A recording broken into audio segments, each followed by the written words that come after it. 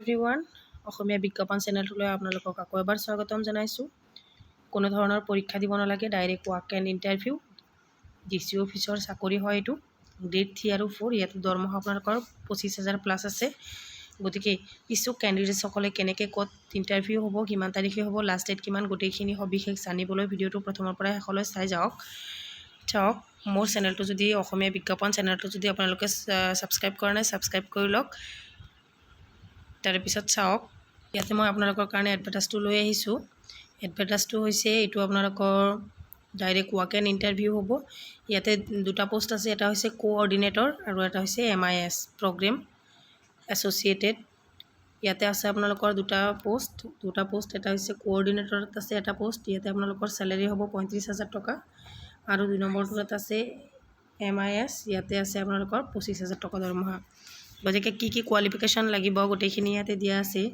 Master in social science, social worker, knowledge of basic IT computer application, গোটেইখিনি ইয়াতে দিয়া আছে। আকৌ এজ ৰিলেক্সেশ্যন দিয়া আছে, আপোনালোকৰ এজ দিয়া আছে 35 বছৰৰ হ'লেও আপোনালোকে এপ্লাই কৰিব পাৰিব। নেক্সট যিটো আছে MIS, BHC BA ইন যিকোনো ৰিকগনাইজ ইউনিভাৰ্চিটিৰ পৰা আপোনালোকে BA বা BHC কমপ্লিট কৰিলেই হ'ব। ইয়াতে আপোনালোকৰ বয়স সেম একেই হয়, 35 বছৰ হ'লেও আপোনালোকে এপ্লাই কৰিব পাৰিব। ইয়াতে আপোনালোকৰ ৱাক এণ্ড ইণ্টাৰভিউ ক'ত সেইটো মই জনাই আছোঁ, লাষ্ট ডেটটো কিমান। গতিকে ইণ্টাৰভিউ উইল ষ্টাৰ্ট 9:30 পৰা 11টালৈ আপোনালোকৰ ইণ্টাৰভিউ মানে সেইটো টাইমিং হ'ব। আপোনালোকে তাৰে আগতে গৈ পোৱাকৈ যাব লাগিব।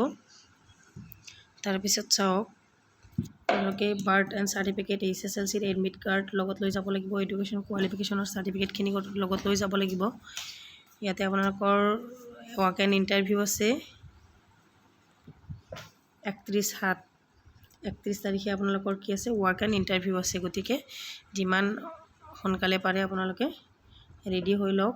এইটো হৈছে ৱাক এণ্ড ইণ্টাৰভিউ। আৰু কিবা যদি জানিব লগা থাকে মোক কমেণ্ট ছেকশ্যনত কমেণ্ট কৰিব, মই গোটেইখিনি ডিটেইলছত জনাই দিম। ঠিক আছে, থেংক ইউ ফৰ ৱাচিং।